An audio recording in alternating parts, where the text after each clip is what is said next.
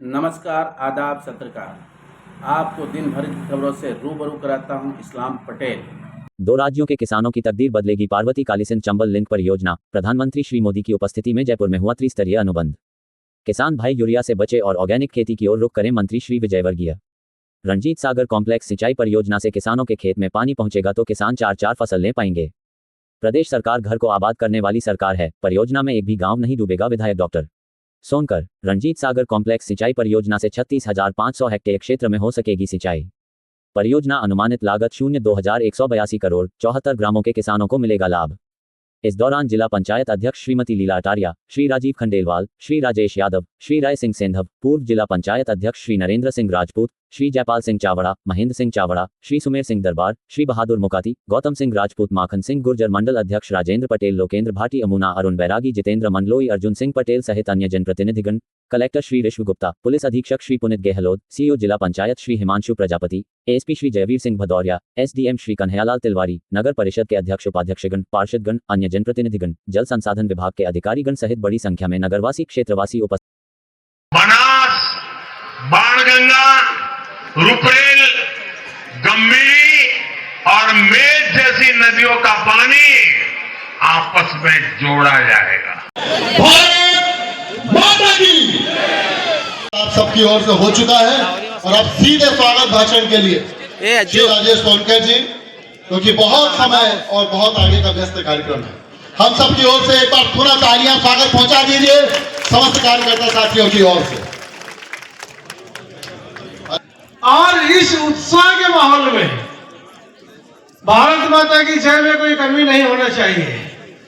बोलिए, एक एक व्यक्ति बाहर तक पीछे तक जितने लोग बैठे, मेरे बुजुर्ग जितने बैठे, माता बहने बैठी, सभी लोग दोनों हाथ की मुट्ठी बांधकर भारत माता की जय बोलेंगे।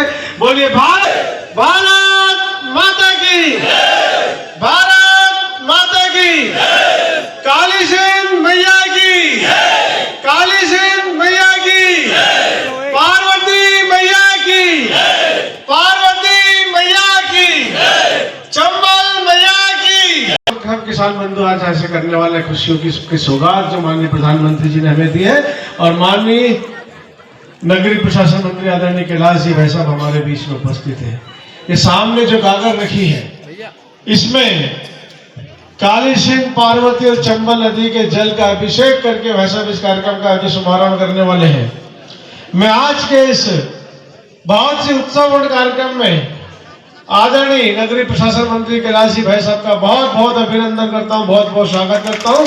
आप सब जोरदार तालियां देंगे। आज तालियों में ये कंजूसी नहीं होना चाहिए, आज जोरदार तालियां होना चाहिए। हाथ को ऐसे ऐसे कर लीजिए, रगड़ लीजिए। मैं देख रहा हूं आपके अंदर आज जो जोश है, जो उमंग है, आपके उमंग ने और आपके जोश में ठंड के मौसम की ठंडक भी गायब कर दी है। आज मैं बहुत सारे भाई बहनों को देख रहा हूँ, बुजुर्गों को देख रहा हूँ, किसानों को, मित्रों को देख रहा हूँ, बहनों को देख रहा हूँ जो बैठे हुए योजना से छूट गए हैं। हमारे बहुत सारे बंधुओं के आंखों में नमियां थी, एक पीड़ा उनके मन में थी और वो कह रहे थे कि रणजीत सागर परिडैम जो है ये हमारे परिवार की खुशियों को उजाड़ने वाला है। ऐसा लगता है हमको, रातों को नींद नहीं आती। और उस समय आदरणीय कैलाश जी भाई साहब ने आपसे वादा किया था कि आप चिंता मत करो,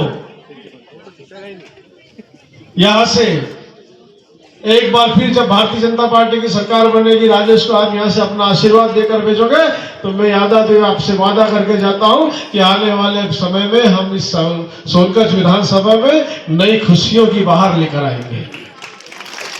और आज उसी खुशियों की बहार को लेकर हमारे बीच में आए जो कालीसिंध परियोजना से छूट गए थे। मैं जब भी किसी गांव में जाता था, हर गांव में हमारे किसान भाई आगे आकर बोलते थे, विधायक जी हमने आपको आशीर्वाद दिया, अब आपका काम है हमारे गांव को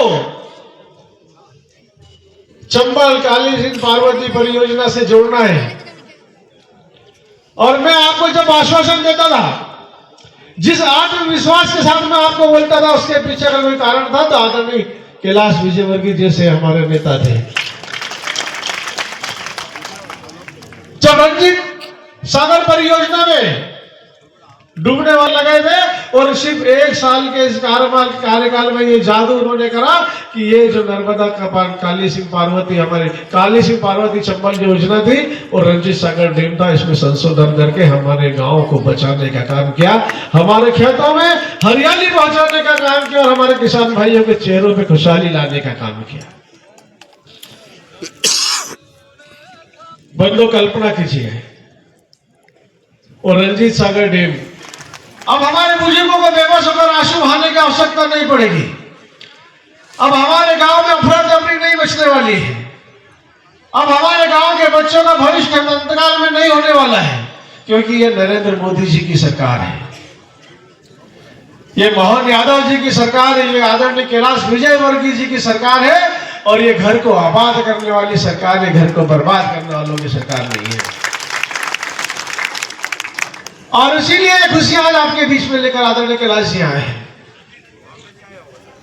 मुझे एक बात आपको बताते हुए थोड़ा दुख भी हो रहा है कि जब हमारे गांव में खुशियां बन रही है, जब हर्षोल्लास का माहौल है, तब कुछ ऐसे भाई लोग व्हाट्सएप चला रहे हैं जिन्होंने इस देश की आजादी के बाद 60 साल तक इस देश में राज किया है,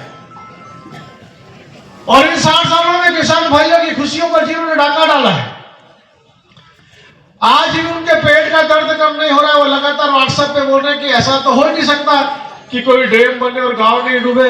आज भी वो आपके गांव के डूबने का सपना देख रहे हैं, और मैं उनको बता देना चाहता हूं कि हम रास्ता निकालने वाले लोग हैं। रंजीत सागर डैम बनेगा, लेकिन घर एक भी नहीं डूबेगा। क्यों? क्योंकि रंजीत सागर डैम के बनने से जो पानी का ओवरफ्लो होने वाला था, जो गांवों में घरों में पहुंचने वाला था, अब हमने 4 बैरेज वहां से बना दिए हैं।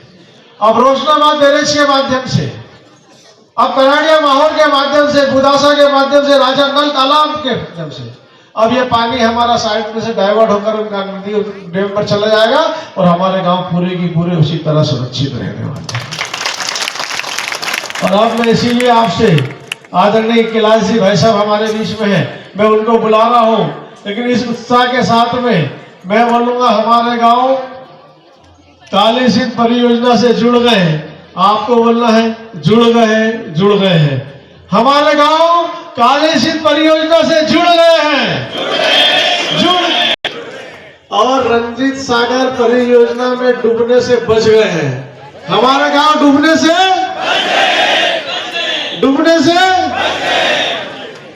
सभी बंधु चाहते हैं कि उसका सुंदरीकरण हो। साथ में नगर परिषद सोनकच्छ में विभिन्न वार्डों में SDRF नाले का निर्माण हो, टोंकपुर नगर परिषद में स्टेडियम का निर्माण हो। हमारे युवा साथियों के स्टेडियम की बहुत लंबे समय से मांग है। नगर परिषद टोंकपुर के वार्ड क्रमांक 6 में शमशान घाट एवं सौंदर्यीकरण, सभागृह और भवन, ट्यूबवेल खनन, इसकी भी बहुत ज्यादा आवश्यकता है। नगर परिषद पिपलरावा के वार्ड क्रमांक 1 में मुक्तिधाम के विकास कार्य, नगर परिषद पिपलरावा के वार्ड क्रमांक 2 में मुक्तिधाम में टीन शेड निर्माण, नगर परिषद पिपलरावा में वार्ड क्रमांक 14 मुक्तिधाम के जीर्णोद्धार, नगर परिषद पिपलरावा को डिजिटल परिषद बनाने का हमारे नगर परिषद के अध्यक्ष बहुत समय से प्रयास कर रहे हैं, और मैं समझता हूँ कि आपके आशीर्वाद से निश्चित रूप से डिजिटल परिषद हम बनाएंगे। आदरणीय भाई साहब, नगर परिषद भोरासा के वार्ड क्रमांक 1 जो राजेंद्र नगर और वार्ड क्रमांक 2 संजय नगर है, यहाँ की एक बड़ी समस्या है। मतलब यहाँ के जो हमारे नागरिक, हमारे जो मतदाता है, वो अपने वोटों का उपयोग तो नगर परिषद के चुनाव में करते हैं, लेकिन उनको नगर परिषद में की सुविधाएं से वो वंचित रहते हैं, उसको सुविधा से जोड़ा नहीं गया है, इसलिए वो नगर परिषद का भी लाभ नहीं ले पा रहे और ग्राम पंचायतों का भी लाभ नहीं ले पा रहे हैं। तो कृपया आप इस पर ध्यान देंगे तो निश्चित रूप से इसको नगर परिषद में जोड़ने की हमारी मांग है। साथ में नगर परिषद भोरासा में स्टेडियम निर्माण, नगर परिषद कार्यालय भोरासा के प्रथम तल का निर्माण, ये कुछ प्रमुख मांगे हैं, और बाकी शेष मांग मैं भी आपको देने वाला हूं। मैं एक बार फिर आप सबसे आग्रह करता हूं कि आप सब अपने स्थान पर बैठे बैठे दोनों हाथ ऊंचे करके और तालियां बजाकर, आदरणीय आप स्वयं बुलाने वाले भाई साहब को आपको आमंत्रित करना आपकी तालियों के साथ, आप जोरदार तालियां बजा के आदरणीय नगरीय प्रशासन मंत्री कैलाश जी भाई साहब को आमंत्रित करें। बहुत बहुत धन्यवाद। हनुमान जी महाराज की। आप सब लगभग 4 घंटे से बैठे हुए हैं और आपके धैर्य की परीक्षा में ज्यादा नहीं लूंगा, बहुत संक्षिप्त अपनी बात समाप्त कर दूंगा। मंच पर हमारे जिलाध्यक्ष जी हैं और सबसे बड़ी बात यह है कि ये जो सोनकच्छ के हर खेत में पानी पहुंचाने का संकल्प लेने वाले विधायक भाई राजेश जी, सोनकल के लिए एक बार दोनों हाथ ऊपर करके तालियां बजा दीजिए।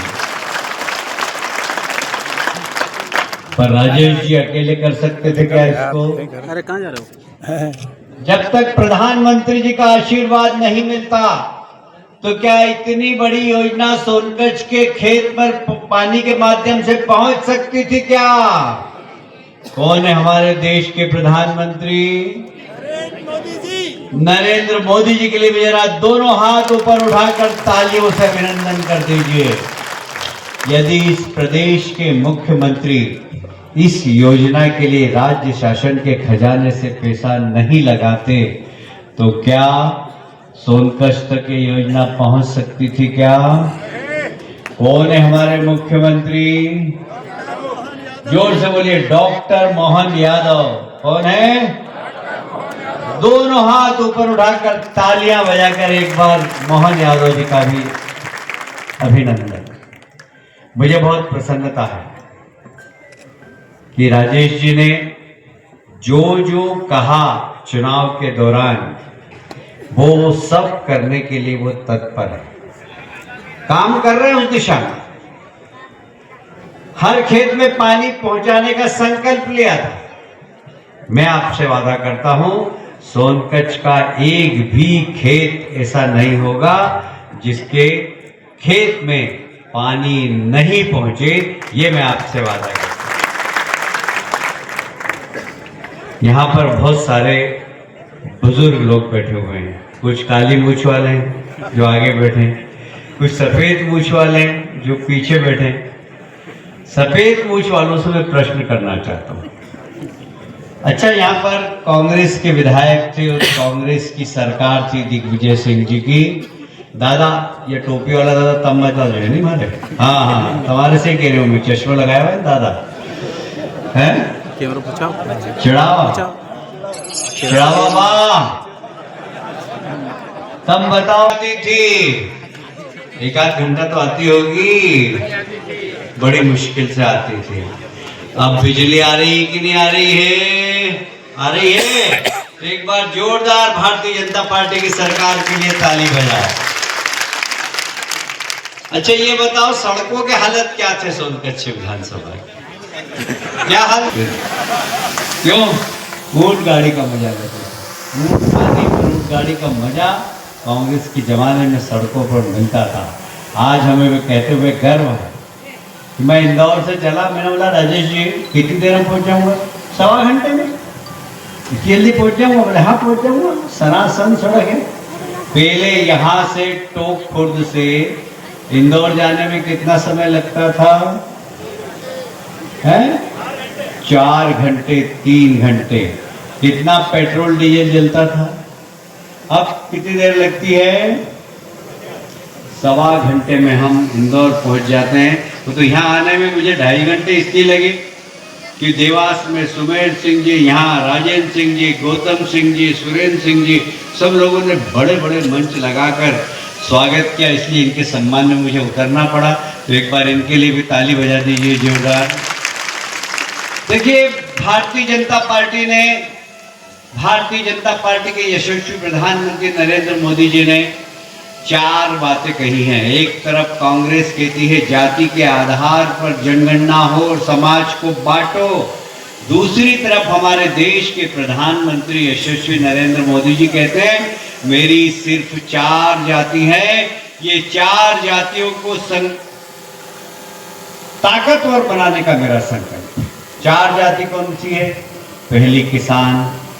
बताइए किसान भाइयों, आप यहाँ बैठे हैं, कांग्रेस के राज में एमएसपी पे अनाज खरीदा जाता था क्या? ये खरीदने का काम किसने चालू किया? भारतीय जनता पार्टी।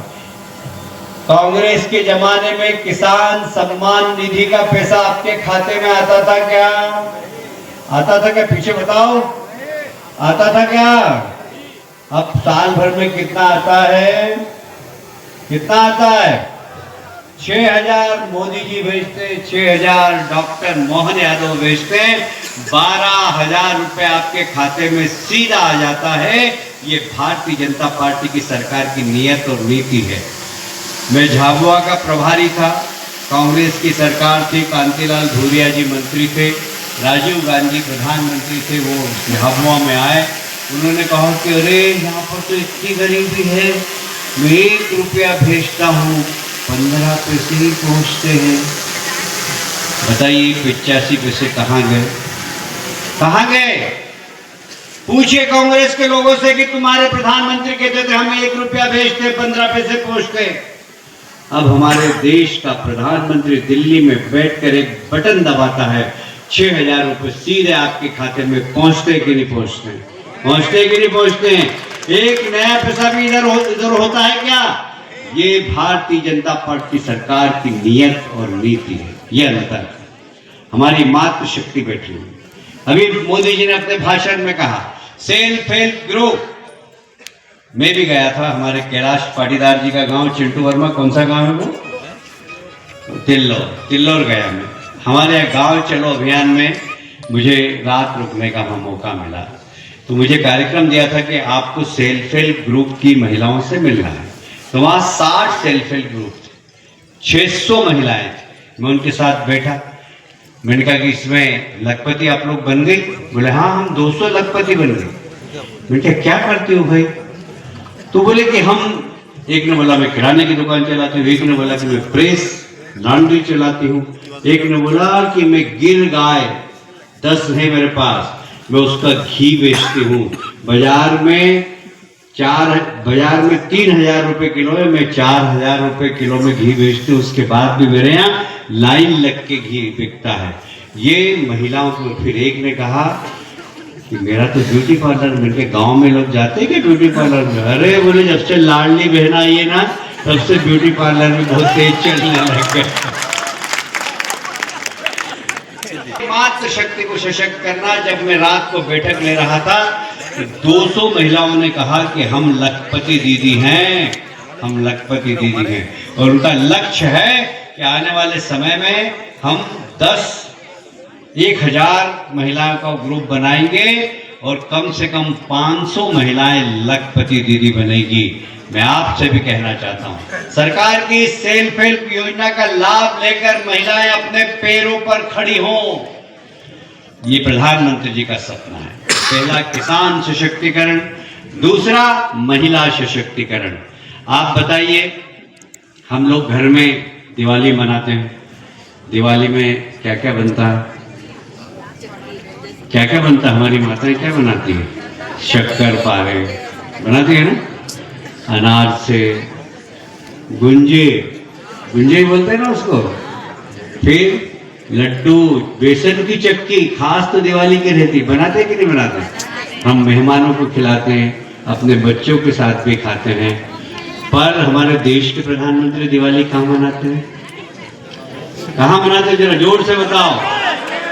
देश की सीमा पर जाते हैं, वो वहां जाते हैं जहां हमारे देश के जवान अपना घर बार छोड़कर, अपने माता पिता को छोड़कर, अपनी पत्नी को छोड़कर, अपने बच्चों को छोड़कर देश की रक्षा के लिए दुश्मन की तरफ आंख गड़ाकर खड़े होते हैं। उन नौजवानों से मिलने के लिए हमारे देश का प्रधानमंत्री, एक बार हमारे देश के प्रधानमंत्री वायुसेना के उसमें, अभी आपको मालूम है फ्रांस से कौन सा जहाज खरीदा? मालूम है? फ्रांस से एक नया जहाज खरीदा जिससे चीन की नींद उड़ी हुई है। कौन सा जहाज है? राफेल। वाह यार, आप लोग तो अमिताभ बच्चन की हॉट सीट पे बैठने लायक हैं सब सुनकर के लिए। राफेल विमान का टेस्ट करने प्रधानमंत्री जी गए। आपने भी टीवी पे देखा होगा, वो हेट वेट लगाकर बैठे, फिर घूम कर और आए, फिर टीवी पे बताया गया, और सब कैप्टन से मिल रहे थे। किसी कैप्टन ने कहा था कैप्टन राजीव, किसी ने कहा महेश, किसी ने कहा कैप्टन चिंटू, हमारे जिलाध्यक्ष बैठे हुए हैं यहाँ पर इंदौर के, किसी ने कहा कि भाई राजीव खंडेलवाल देवास के जिलाध्यक्ष बैठे हुए हैं। तो किसी ने अपना अपना नाम बताया। प्रधानमंत्री ने कहा इसमें कोई महिला पायलट नहीं है क्या? तो बोले साहब महिला पायलट जेट विमान हमारे यहाँ नहीं चलाती। क्यों? तो बोले साहब परंपरा ही नहीं। ऐसी कैसी परंपरा? फिर महिला पायलट वहाँ खड़ी हुई थी जो लोडिंग विमान चलाती थी, सामान ले जाने का इधर से उधर, उनको बुलाया, क्यों आप जेट विमान चला सकती हैं? बोले हाँ चला सकती हैं। ट्रेनिंग दो इनको। उनको ट्रेनिंग दी गई। आजादी के 70 साल बाद पहली बार महिलाओं को जेट विमान चलाने का अवसर हमारे देश के प्रधानमंत्री ने दिया है। वह जेट विमान जो दुश्मन के घर में घुसकर मारकर वापस आ जाता है, ये जेट विमान चलाने का काम अब हमारी महिला शक्ति कर रही है। ये महिलाओं को अनेक अवसर, नौजवानों के लिए बहुत सारे अवसर, हमारे गरीब कल्याण की योजनाएं। या पत्रकार बैठे हैं तो मैं उनसे पूछना चाहता हूं, पिछले 10-12 साल में आपने आपके फ्रंट पेज पे ये खबर दी क्या कि उड़ीसा में 25 भूख से मर गए, बिहार में 10 मर गए, बंगाल में 25 मर गए? कोई भूख से मरा? मोदी जी की सरकार आने के बाद कोई भूख से नहीं मरा, क्योंकि प्रधानमंत्री अन्न योजना के माध्यम से हर गरीब व्यक्ति के घर में प्रति व्यक्ति 5 किलो अनाज जाता है। जाता है कि नहीं जाता है? माता बताओ जरा, किसके घर में आता है? जरा हाथ उठा के बताओ। ये 5 किलो अनाज फ्री में देने का काम भारतीय जनता पार्टी की सरकार ने किया। एक गरीब व्यक्ति कभी सोच भी नहीं सकता है कि मेरे सर पर पक्की छत होगी। प्रधानमंत्री इसलिए अब गरीब के ऊपर हमला। मुझे याद आ रहा है आज, और इधर हट उमेश, मैं अभी रखते थे एक माला, और घर से घर के तोड़े हुए फूल अपने हाथ से बने हुए माला से स्वागत करते थे। उसको ही हम बहुत बड़ा मानते थे। देखा गाँव के लोगों ने अपने हाथ से खाला दी, क्योंकि उस समय किसान की आर्थिक स्थिति बहुत अच्छी नहीं थी। आज तो बात ये अलग है। ये मोटी जितना मेरा वजन उतनी मोटी माला। कि खेत पे बिजली नहीं थी, किसान के खेत में पानी नहीं था, किसान के उत्पादन को कोई खरीदता नहीं था, सही मूल्य नहीं मिलता था। हमें कहते हुए गर्व है कि भारतीय जनता पार्टी की सरकार आई है, उसके बाद किसान भी संपन्न हुआ है। पत्रकार बंधुओं नोट कर लीजिए, आप जहां भी बैठे हो, देश के अंदर ऑटोमोबाइल्स फैक्ट्री जितनी भी है, वो कहती है सबसे ज्यादा विकल्प बिकते हैं तो मध्य प्रदेश में बिकते हैं, वहां के किसान खरीदते हैं। सर्वाधिक ऑटोमोबाइल्स की बिक्री होती है तो हमारे किसानों के यहाँ होती है। हर घर में आजकल ट्रैक्टर, कार, मोटरसाइकिल तो की गिनती नहीं, मोटरसाइकिल की कोई गिनती नहीं। मोटरसाइकिल तो हमारे घर का नौकर रखता है। क्यों भाई? गलत बोल रहा हूं। उस समय मोटरसाइकिल नहीं होती थी, यह हालत था हमारे। मुझे याद है 70 के दशक की बात, मैं विद्यार्थी परिषद में काम करता था, संघ का मुख्य शिक्षक था, अटल बिहारी वाजपेयी आ रहे थे, ट्रेन से आते थे। उस वक्त हम ट्रेन पे लेने गए, इंदौर में एक भी गाड़ी नहीं थी राजेश बाबू। तब जाकर अटल बिहारी वाजपेयी को बीजेपी के कार्यालय आपको उपलब्ध कराई है।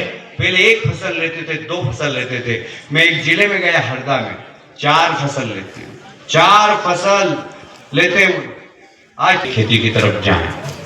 हमारे प्रधानमंत्री जी का बड़ा जोर है इसमें। पहले गांव में शुगर नहीं होती थी, किसी को शुगर होती नहीं थी, कैंसर तो बहुत दूर की बात। आज गांव में शुगर हो गई, मेरे को भी शुगर हो गई। अच्छा ईमानदारी से बोलना, यहाँ पर इतने गांव के लोग खड़े, किन किन लोगों को शुगर है? सारी दुनिया ऑर्गेनिक खेती की तरफ जा रही है।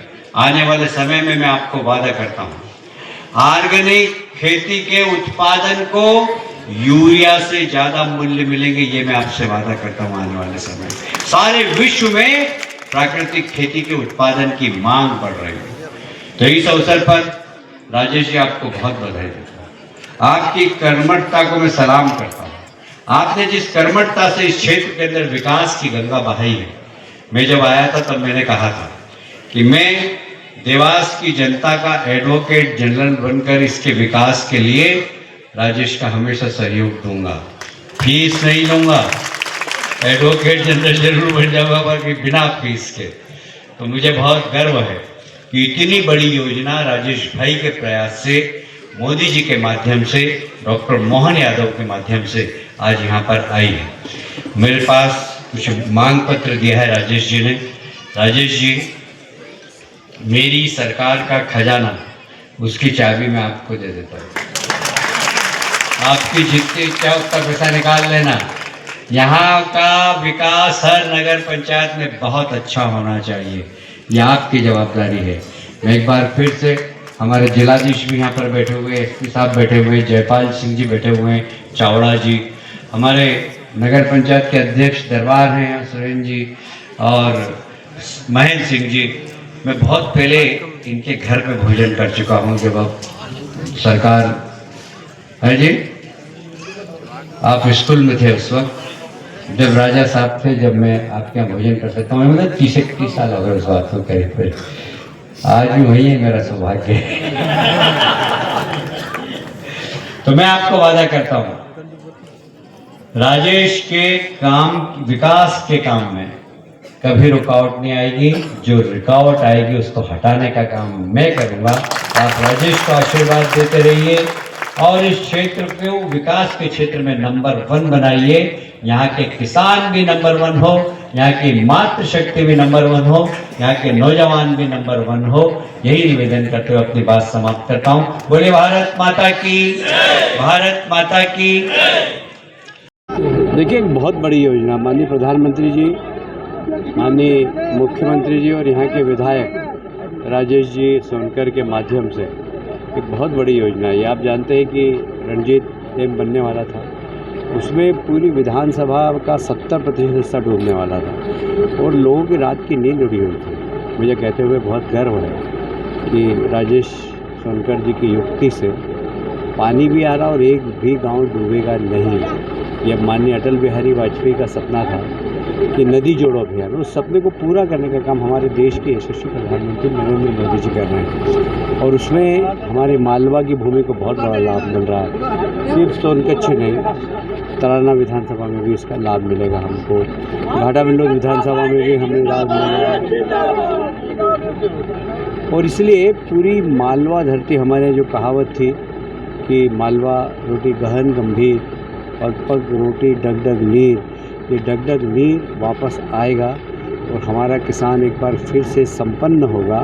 और मालवा भूमि जिस प्रकार यहाँ के किसान पूरे देश में बड़े प्रसिद्ध थे, वो प्रसिद्धि यहाँ के किसानों को मिलेगी, ऐसा मेरा मानना है। और इसमें हमारे देश के प्रधानमंत्री जी को मैं धन्यवाद देता हूँ, हमारे मुख्यमंत्री जी को धन्यवाद देता हूँ और यहाँ के कर्मठ विधायक राजेश जी सोनकर, जिन्होंने बहुत चिंता करके इस योजना को सोनकच्छ तक लाने का काम किया है, मैं उन्हें साधुवाद देता हूँ, बधाई देता हूँ। भैया, विधायक के द्वारा कई क्षेत्र के लिए मांग भी रखी थी, सारी मांगें पूरी करूँगा मैं। ऐसा है कि ये इसका भी 1 साल पूरा हुआ, 5 साल पूरा होगा तो ये क्षेत्र चकाचक हो जाएगा।